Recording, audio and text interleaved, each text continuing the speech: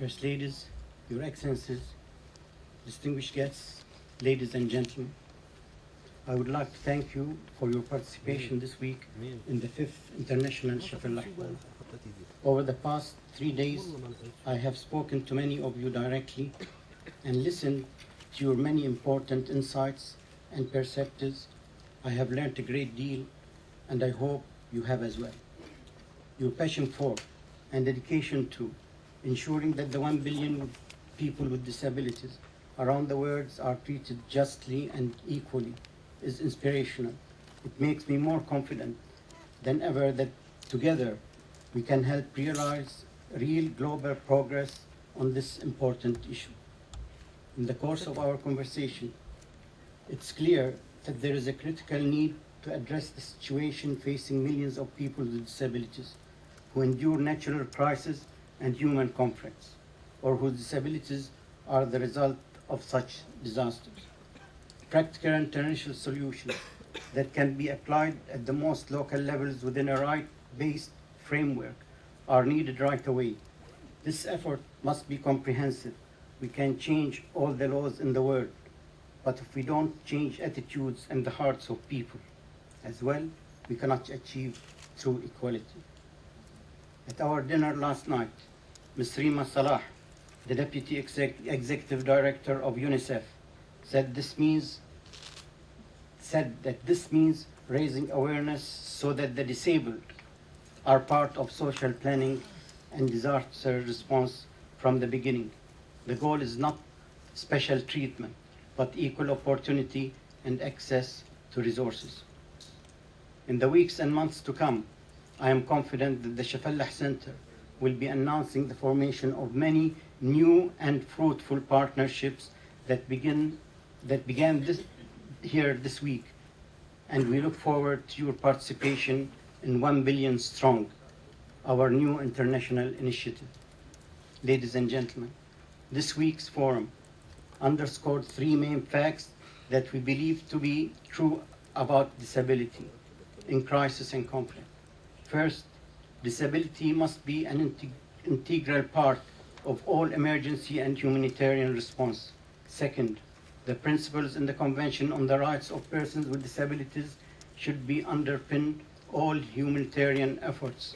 Third, there is urgent need for disability to be seen as a cross-cutting issue in all phases of humanitarian assistance, including disaster preparedness, early warning, emergency response, and post-conflict recovery and rebuilding. I now call on all of us here today to make a pledge and to encourage all other government, civil society, and private actors to adopt it as well. We must integrate a disability perspective into humanitarian efforts with particular attention to women, children, and the elderly, by promoting the active participation of people with disabilities and disabled persons organizations in planning, implementation, and decision-making process, and also by building the capacity of people with disabilities to advocate and hold accountable governments, donors, and humanitarian organizations. We must collect information of people with disabilities by age, gender, and profile, and use this data to develop more inclusive and appropriate programs. We must promote an integrated package of both mainstream and specialized services by including alliances with local organizations, including advocacy organizations, service organizations, and service providers, and disabled people's organizations, and by training field and headquarters staff of humanitarian organizations, including on protection risks of persons with disabilities and how to implement accessible and inclusive programs. We must coordinate the inclusion of people with disabilities in all humanitarian efforts by identifying local points within humanitarian organizations, United Nations agencies, donors, and governments in crisis and conflict settings. We must continue evidence-based research on people with disabilities in crisis and conflicts to develop more inclusive programs and policies. We must call on governments to develop Article 11, National Action Plans of Policies, which identify strategic actions, priorities, and resources, and determine responsibilities and time frames at the national level. We must call on the CRPD Committee to continue to hold accountable states' implementation of CRPD, particularly Article 11. Finally, we ask all participants and media here today to join us in expressing support for the SHAFALLAH Declaration, a call for action for including a disability perspective into humanitarian efforts. By making these commitments and encouraging their adoption by the global community, we will be establishing a concrete framework through which to begin addressing the rights and conditions of people with disabilities, including in crisis and disaster situations.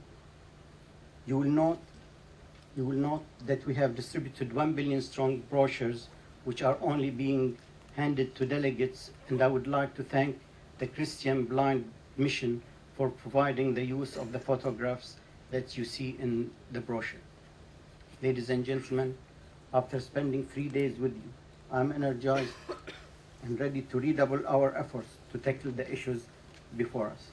I hope we leave Doha with not only fond memories, but with the same renewed enthusiasm for moving forward on what is undoubtedly a challenging and massive opportunity before us. I wish that you continue your efforts to affect change in the communities you serve. I would like to thank you all for visiting us in Doha and wish you a safe journey back home. Thank you.